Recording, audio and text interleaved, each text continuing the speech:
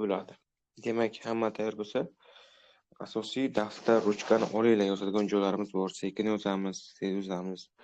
Shuning uchun birga harakat qilamiz. Endi chatda hozir 13 taga talab bor. Hozir boshladim. Demak, boshlaymiz. Miyakardi eshitadigan joy bor. Diqqat qilgan joylar esa rasm joylarini o'zim tashlab beraman. Demak, miyokardlar yurakning mushak qavatining yallig'lanishi miyokardit deyiladi. Miyokardit diagnozini qo'yish uchun albatta mushakda yallig'lanish holatlari, nekrozsiz, infarktsiz, ishemiyasiz yallig'lanish belgilari paydo bo'lishi kerak. Buni xohlasangiz siz nafaqat klinik orqali bilasiz, asosiy narsa esa biopsiya va MRT orqali. Biopsiya va MRT orqali yurakda haqiqatdan yallig'lanish jarayoni ketayotganligini bilib olishingiz mumkin. Demak, yurak miyokardi turli xil omillar ta'sirida yallig'lanishi miyokardit deyiladi. Miyokardit uchraydimi? Uchraydi. Любой uchrashi mumkin. Mana misol uchun COVIDdan keyin ko'p uchradi yoki grippdan keyin uchrashi mumkin. Infeksion kasalliklardan keyin uchrashi mumkin. Turli xil dorilar ta'sirida uchrashi mumkin. Shuning uchun yozinglar, miyokarditni nimani bilganingizdan keyin etiologiyasi boshlaymiz. Yozib olinglar. Etiologiyasi juda ko'p. Birinchidan infeksion omillar kiritamiz. Ular viruslar, bakteriyalar va parazitlar, zamburug'lar. Ular eng ko'pi, eng katta urg'u esa viruslarga beriladi. Viruslar: adenovirus, Coxsackie virus, Epstein-Barr viruslari. Va hokazo ko'p viruslar yurak miokardini zararlashga qodir.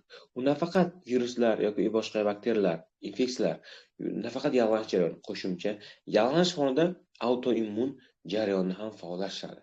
Demak, qachonki prosta yallig'lanish bo'lmasda yerda viruslar o'z jarayonida antigen-antitana kompleks orqali autoimmun yallig'lanish jarayonini ham keltirib chiqadi. Shuning uchun bilib olinglar, miyokardit degan joyda faqat yallig'lanish emas, u yerda autoimmun shikastlanish ham, autoimmun yallig'lanish ham, antigen-antitana kompleks ham asur olinadi. Buni isbot sifatida biza ekstrakorporal plazmaferez qilish jarayonida qonni antigendan ekstrakorporal tozalash yo'li orqali davolashning effekt ekanligi haqiqatdan yo'lda autoimmun jarayon ketganligini va ba'zi joylarda o'sha bizada immun suppressiv holatlarning immunosupressiv terapiyaning effektli bo'lishi jarayonda autoimmun jarayon borligini bildiradi. Umuman miyokarditlar keng virusli miyokardit bo'lishi mumkin. Bu birinchi infeksion omil. Ikkinchi omil bu allergik omillar. Allergik omillar tufayli bemorlarimizda nimagadir allergiya, immunoglobulin yerlarning, gistaminlarning faollashuvi, semijor yorilishi tufayli allergik jarayon tufayli miokardit shakllanib qolishi mumkin. Uchinchi omil sifatida toksik omillar. Toksik omillarga bu ko'pincha dorilarni, og'ir metall tuzlarni olamiz. Dorilar ko'p. Eng ko'pi eiflin deb gapiriladi. Eiflin bo'lishi mumkin va bizada bo'lishi mumkin qo'shimcha eiflindan tashqari bizning bemorlarimizda undan tashqari bo'lishi mumkin eiflin va immunodepressiv terapiya sifatida o'sma qarshi dorilar, og'ir metall tuzlari va hokazolar miyokarditning etiologiyasi bo'lishi mumkin. Shuning uchun miyokarditning etiologiyasi keng.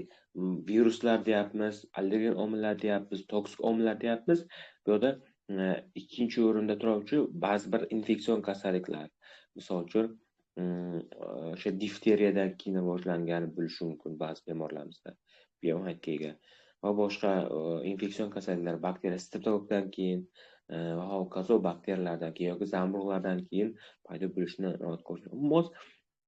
Har qanday omil o'sha miokard yallig'lanishi mumkin, lekin kimda o'sha miokard yallig'lanishga moyilligi borlarda va aynan miokardga moyilligi bor bo'lgan bemorlarimizda ko'pincha yetib chiqadi. Tasnifga to'xtalamiz.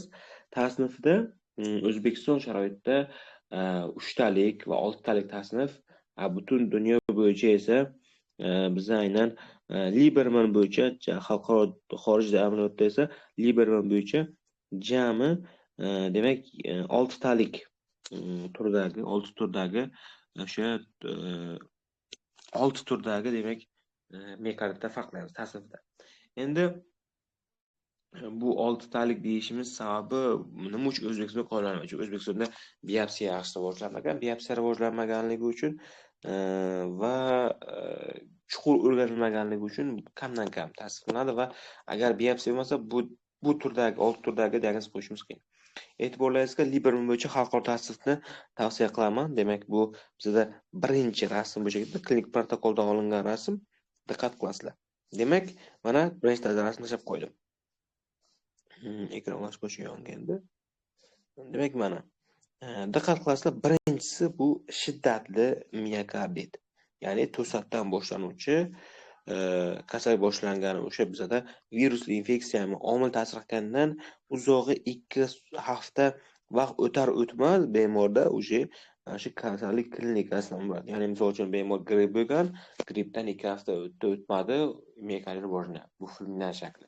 Og'ir shakli bemorda o'lim bilan tugashi mumkin. Yurak yetishmovchi chuqur ketishi va ba'zilari tez yaxshi ketishi ham mumkin. Shiddatli, tez rivojlangan fulminant shakl olinadi. Ikkinchi shakli o'tkir miokardit. O'tkir miokardit bu yerda viruslar qachon o'tkazilgani eslolmay qolishi mumkin, lekin eng muhim buni boshlanishi asosiy simptomi bilasizlarmi? Bu yurak yetishmovchilik simptomlari bilan. U o'ylamaydi bemorimizda oldin virus infeksiya kim bo'lganligi haqida. Faqat anamiz yig'ib buni topib olish mumkin. Biza demak yurak yetishmovchilik paydo bo'lganidan bilamiz. Shiddatli shaklda hali даже grippda alomatlar yoki virus jarayoni infeksion omilni alomatlar saqlab qolgan bo'ladi-yu, o'shani fonida kasallik kelib chiqishi mumkin. Bunda o'sha virus tuzalib ketgan bo'lishi mumkin-u, o'sha bu yerda asosiy yurak yetishmovchilik kasallik klinikasi. Keyingi surunkali faol miokardit. Bu o'sha kasallikni qachon boshlangani aniq bo'lmaydi. Shifokor kasallik qachon boshlangani aniqlab bo'lmaydi va bunda ham o'sha surunkali ravishda, doimiy ravishda yurakda klinik simptomlar bilan namoyon bo'ladi va eng muhimi bu shakl surunkali faol shakl dilatatsion kardiomiopatiyaga sabab bo'lib qolishi mumkin. Eslab qo'yinglar. Darsdan savol tushadi sizlarga. O'sha kardiomiopatiyaga olib keluvchi qaysi turi surunkali faol shakl olib kelishi mumkin. Surunkali peristitol shakli esa bu ham bor, bu endi bemorda juda ham asta-sekinlik bilan rivojlanadi. Shuningdek, bu yerda gigant hujayralar, eng yomon og'ir gigant hujayralar miokardit asosan biopsiyadan qilinadi. Bemorda yurak yetishmovchiligi o'limgacha olib borishi mumkin.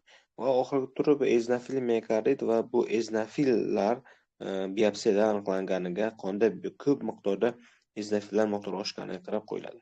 Mana shu tanasi shiddatli, ya'ni fulminant, o'tkir, ikkinchisi o'tkir, uchinchisi surunkali faol, surunkali pestirlovchi, gigant hujayralar miokardit va eozinofil miokardit ta'sirini egallaydi. Bu chet el. Endi kelinglar, hurmat bilan doktorlar, o'zimizda o'zbeklarni metodikasiga o'tamiz. Birinchi 3 xil tur etiologik jihatdan bu infeksion, allergik va uchinchisi toksik bo'ldi. Infeksion, allergik va toksik. Infeksion bu bilgan virus, bakteriya, zamburug'. O'sha parazitlar infeksion omilga kiradi. Ba'zi parazit hamda endi aytilgan videolar bor, parazitlar ham kelib chiqarish mumkin, lekin ehtimol juda kamdan-kam. Viruslar eng ko'proq bakteriya kelib turadi va kamdan-kam zamburug'lar. Allergik shakli bu ikkinchi turi. Allergik deganda biz bilishimiz kerak, allergik jarayon konkretni bizada bemorlarimizda allergik jarayon bu nimagadir allergiyasi oldindan bo'lgan bemorda. O'sha allergik jarayonning qo'zish fonida yurak qafasida og'riq va boshqa klinik belgilar bilan namoyon bo'ladi. Demak, allergiya. Uchinchisi toksik. Bu albatta qanaqa toksik omil ta'sir qiladi. Bu hech qanaqa infeksiya emas, bu hech qanaqa allergiya emas. Bu aniq konkretni qaysi toksik omil. Bu og'ir metall tuzlari, bu turli xil dorilar, efilin, mana bu o'sma qarshi dorilar fonida kelib chiqqanlarni biz olishimiz mumkin. Xo'p, asla mana shular aytiladi. Bularni biz o'tdik. Tak, klinik ko'rishlari bor. Xo'p. Autoimmun kasalliklar xolos shu. Endi bu kasallik tasnif etgandan keyin yana bitta shakli bor. Bu albatta 6 ta O'zbekistonda klinik shakli farqlanadi.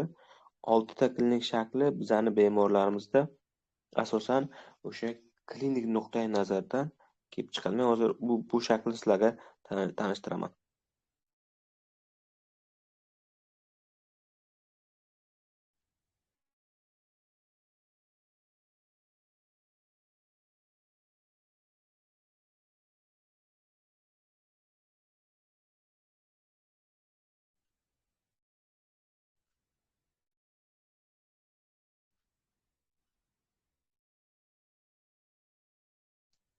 Demak, e, e, boshladik.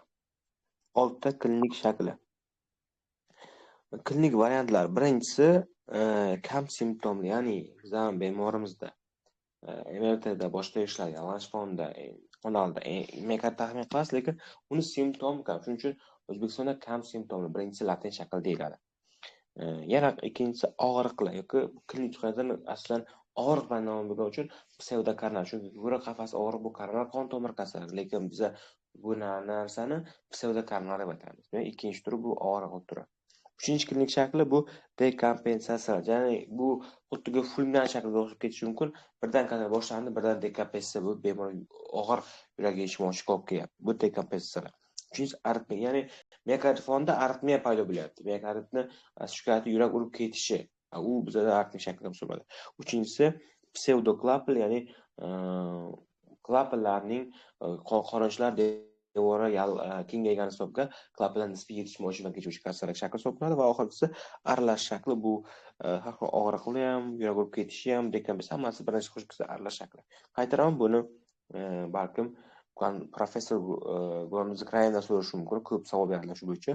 Klinik shakllar variantlarini bu birinchisi kam simptomli, ya'ni latent, ikkinchisi og'riqli, pseudokoronar, uchinchisi dekompensatsiya, to'rtinchisi aritmik, beshinchisi pseudoklapelni va oltinchisi aralash shakllari farqlanadi. Mana shu narsani men sizdan so'rayman.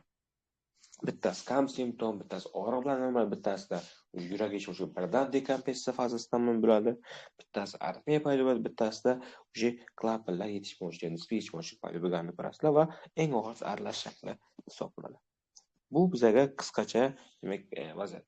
Va patogenezda nima deyapmiz? Patogenezda yallig'lanish patogenezi, autoimmun jarayon patogenezi chuqurlashmadim. Yallig'lanish va autoimmun jarayon patogenezi o'tdi va koronaviruslar yallig'lanishi uning devorlari shishiga, uning devorlarining shishi esa uning qisqaruvchanligi susayishiga, uning qisqaruvchanligi susayishi esa yurak yetishmovchiligi simptomlarining yuzaga kelishiga sabab bo'ladi. Yurak yetishmovchiligi simptomlari biza faqat o'sha koronar kasalligi bo'lgan, yurak ishemik kasallik, infarkt o'tkazgan, gipertoniya kasalligiga bo'lgan yosh kattalarda emas, yosh qizlarda, yosh bemorlarimizda ham ko'rish mumkin. Demak, men sizlarga sifra aytaman. Qachon miokardni juda chuqur o'ylash kerak? Ayniqsa yoshlarda. Chunki yurak yetishmovchi belgilar yoshlarda paydo bo'ldimi, ular yoki klapan patologiyasi yoki miokardit. Diqqat qilinglar. 40 yoshdan kichkina bemorlaringizda yurak yetishmovchi simptomatikasi namoyon bo'ldimi, biz uni yoki miokardit yoki klapanlarni albatta o'ylab ko'rishingiz shart hisoblanadi. Bunga diqqatga savol bo'lishi shart. Demak, yallig'langan joyda miokard shishadi, shishgan narsa yaxshi hisoblanmaydi va yurak yetishmovchi paydo bo'ladi. Shishgancha neft oqlari qisqarilib, demak, qo'zg'alib, og'riqlar bilan namoyon bo'lishi mumkin.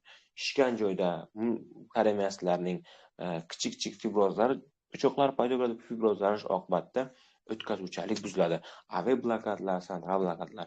Fibrozlangan joylarda ekto'choqlar faollashib, turli xil supraventrikulyar va hilpillovchi aritmiyalar. Fibrozlangan joylarda esa bemorlarimizda dilatatsiya qorincha bo'shliqlarining kengayishi nisbiy klapan patologiyalariga sabab bo'lishi mumkin. Mana patogenez hammasiga ayb o'sha yallig'lanish, o'sha autoimmun jarayon, yurak radiomasalanishishi, qisqaruvchanlik susayishiga, u oqibatda fibrozlanish aritmiyalarga, blokadalarga sabab bo'lyapti. Klinikasi. Klinik nuqtai nazardan qaragan bo'lsak, juda ko'p demak o'ziga xos klinik belgilar bilan namoyon bo'lishini ko'ramiz. Ekran ulashishni qilaylik.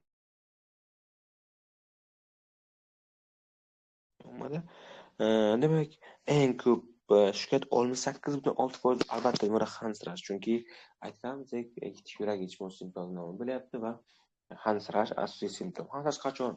Ko'pincha yotgan payti yoki yurgan payti bemorda hansirash bilan namoyon bo'ladi. Birinchi o'rinda shu turibdi. Ikkinchi o'rinda 32.8% bemorda yurak urib ketish simptomi. Ya'ni demak, bu taxikardiya bo'ladi. Diqqat qiling doktorlar. Buni bemorlar esa albatta taxikardiya bo'ladi. Chunki yallig'lanish bor, taxikardiya esa yurak urib ketish simptomatikasini namoyon qiladi. Undan keyingi o'rinda 29.8% miokardda albatta bemorlar esa isitma paydo bo'ladi. Demak, diqqat qiling, yurak yetishmovchi bilan isitma qo'shilib kelsa, Ko'rak qafasida og'riq bilan isitma qo'shilib kelsa, miokardda albatta o'lay. Diqqat, yana qaytaraman. Isitma bilan yurak yetishmovchilik belgisi va nafas qisish qo'shilib kelsa, to'g'ri o'ylaysiz o'pka kasalligi, lekin albatta miokardda o'ylashni unutmang. Isitma qo'shilib kelsa. Xo'p, keyingi simptomatika bizning bemorimizda ma'lum bir foizda yurakning noto'g'ri urishi, ko'rak qafasida og'riqlar, ba'zan esa demak ko'rak qafas og'riqlar va ba'zan boshlanish sinkopal holatlar bemorda bo'lishi mumkin. Lekin klinikasida eng ko'p yurak yetishmovchiligi, bilik nafas hansirash, yo'tal bo'ladi va isitma bilan ham bo'ladi va ko'rak qafasi og'riq karnotomiga o'xshamaydi. Bu bularga bog'liq emas, jismoniy uncha bog'liq emas. Jismoniy zo'riqmagan payti yengil og'riq, lekin jismoniy zo'riqqan payti kuchliroq og'riq paydo bo'ladi. Shuning uchun stenokardiya farqi, stenokardiya jismoniy zo'riqmagan payti og'riq bo'lmaydi, tinch bo'ladi. Ya'ni jismoniy zo'riqishdan keyin birdan kuchayadi, yana yo'qoladi. Bunda sim-sim og'riq turgan vaziyat, sim-sim og'riq turibdi o'zi yuragi. Jismoniy zo'riqishdan keyin og'riq kuchayadi. Mana sizlarga vaziyat. Asosiy klinika mana shu.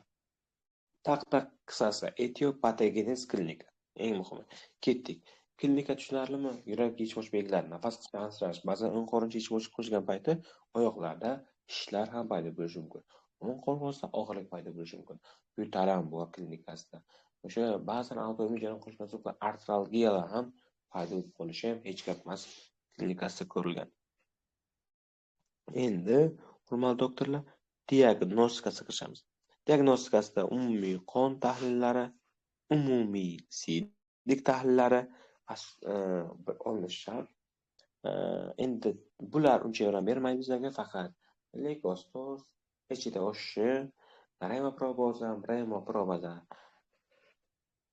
ariq o'zgarishi, faqat S reaktiv oqsa bu bizlarga yordam bermaydi. S reaktiv oqsa yordam bermaydi. Keyingisi muhimroqlari, yurakni maxsus fermentlari bor. Bu kreatinin fosfokinazaning MV fraksiyasi. Kreatin fosfokinazaning MV fraksiyasi oshadi. Troponinlarning AI va T fraksiyalari oshganini ko'rasizlar. Shuningdek, ba'zan asetil aspartat transferaza miqdorlari oshganligini, laktat degidrogenaza miqdori oshganligini ko'rish mumkin. Bu chotda bu yerda miokard ketyapti deb o'ylashiga asos bo'ladi, lekin bular diagnozga 100 so'z qo'yishga yetmaydi kuchi. Keyingi siz nima qilasiz? Qonda ko'rdingiz, qonda ba'zi bir turlarni aytib qo'yay. Eozinofilli miokardit degan turi bor. Eozinofil miokardit bu qonda eozinofil miqdorining oshishidan olinadi. Shuning uchun albatta miokardlarda eozinofillarga e'tiborli bo'linglar. Xo'p, bundan keyingisi esa diagnostika. EKGda qanaqa o'zgarish topsangiz ham bu nospetsifik. Ya'ni siz uni infarkt deb o'ylashingiz mumkin. Nimaga deganda, bu kasallikda patolog qo'tishcha aniqlanadi doktorlar. Patolog qo'tishcha, telar manfiylashuvi, telarning teksab ketishi, QS kompleks, o'lim qanoti ham namoyon bo'lib qolishi mumkin. Tishlarning pasayib ketib, past voltajliklarini ko'rish mumkin. Chap qorinchaning gipertrofiya belgilarini ham ko'rishingiz yoki boshqa turli xil blokadalarni ham ko'rishingiz mumkin.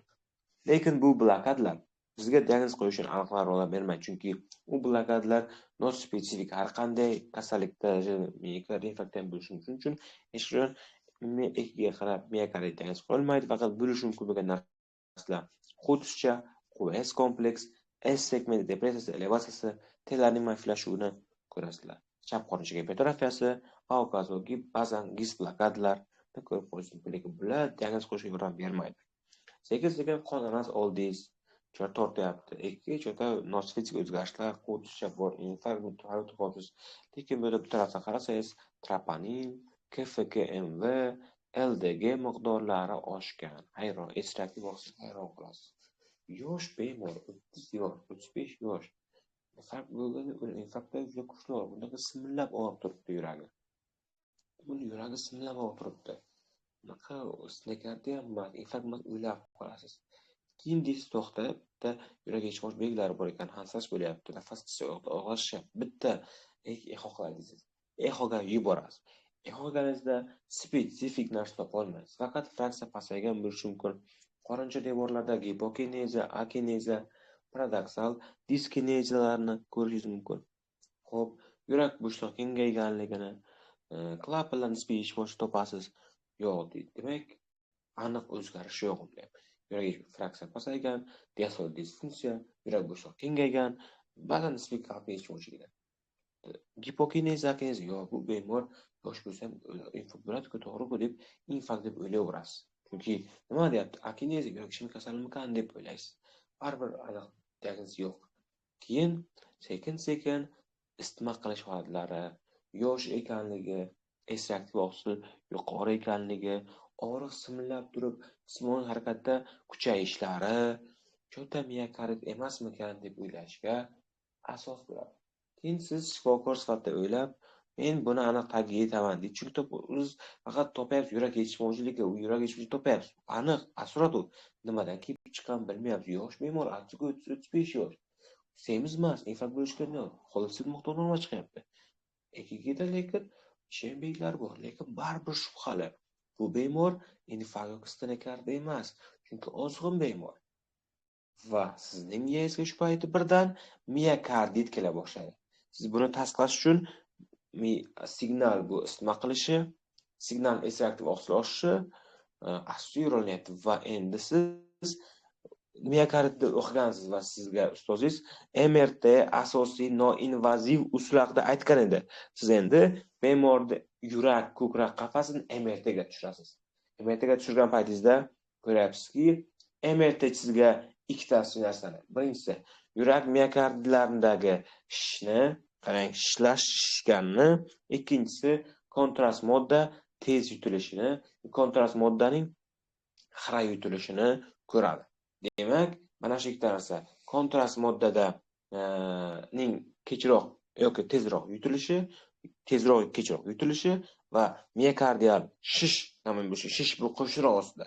Bu maxsus belgi bo'lib, buni ko'pincha T2 va T1 rejimda o'zining maxsus ko'rinishlar bor. Uni MRT ko'rasizlar, T1 va T2 rejimlar ko'rasizlar. Shish va kontrast moddaning kech va tez yutilishlari, tez va kechish joylarining borligi miokardga asoslandi. Demak, diqqat, sifr undovli joyi. Men miokarditga diagnoz qo'yish uchun faqat MRT menga yordam beradi. MRT qayer? Ko'krak qafas MRT. Iminni, yurakni kontrastlash orqali asosiy urg'uni qaratgan bo'lamiz. Demak, diqqat qilinglar. Doktorlar, miokardit MRT bilan qiladi. Lekin diqqat qiling, bu men infeksion, toks omillar deyapman. Siz miokardni qilgandan keyin albatta toping, izlang, analiz yig'ing, e'tiborga qarash kerak. Bu nimadan bo'lyapti? Bu balkim infeksiyadan, bu balkim doridan, toksik omillar, omillar zaharlanish yoki autoimmun kasallik va shakar kasallik bo'lishi mumkin. Shark-Stross kasallik bo'lishi mumkin. Yoki bemorlarimizda pozitizmlik va artrit autoimmun bo'g'im kasalliklardan ham miokardit berishi mumkin. Diqqat qilinglar. Demak, autoimmun bo'g'im kasalliklarda обязательно bo'g'imlarda o'zi xos ular alohida gaplashib olsak oson, chunki remont o'tyapmanmi? Aytaman. Yurak miokardit berishi mumkin. Sistemik razvalchanka o'tyapmanmi?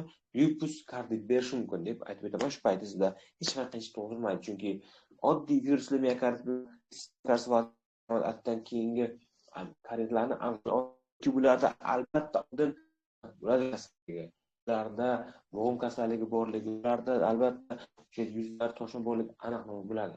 Shuning uchun ularda saqlash uncha qiyin emas. Asli yo'g'ini o'sha asli kasallikni davolashga qaratish kerak hisoblanadi. Demak, aytgandek, MRT birinchi o'rinda turibdi. MRTga qo'yganingizda bemorlaringizda MRTda aytgandek shishni va kontrastning so'rilishi tezligi va kamayganlikni, erta to'planishini bizga yo'ramadi. Erta to'planish, kontrastning erta to'planishni namoyon qiladi. Bu ko'pincha T1 rejimda. Endi maxsus metodlar bor, ma'lum vaqt davomida qilinadi. Shuning uchun men uncha unaqa MRT bo'yicha bo'lmasin. Eng muhimi bu yerda bemorlarimizda MRT yaxshi o'ynaydi. MRTda asosan shish va odamning erta to'lishishi. Endi diagnoz qo'yish bosqichlari bor. Birinchi bosqich bu klinik simptomga qaraladi. Ya'ni siz boshida nima ko'rdingiz bemorda, klinik simptomga qaradingiz. Klinik simptomda bemoringizda nima bo'lyapti? Yurak ishonch belgilari bor. Yurak urib ketyapti, tez charchash, jismoniy harakatdan ansirash, yurak urib ketyapti, ritim buzilyapti, nafas qisishi bo'lyapti. Qorish belgilari bor. Lekin bemor yo'q. Birinchi bosqida asal klinikaga ko'rasiz. Ikkinchi bosqida bemorda EKG, echoq ko'rasiz, qon alansi ko'rasiz. Va bular uncha yordam bermaydi. Uchinchi bosqichda albatta MRTga yuzlandik. MRT bizga shishni va kontrastning erta kuchayishi, kontrastning kech kuchayishini. Diqqat qiling, men yana qaytaraman. Eng oson termin bu kontrastning erta kuchayishi yoki kontrastning kech kuchayishini va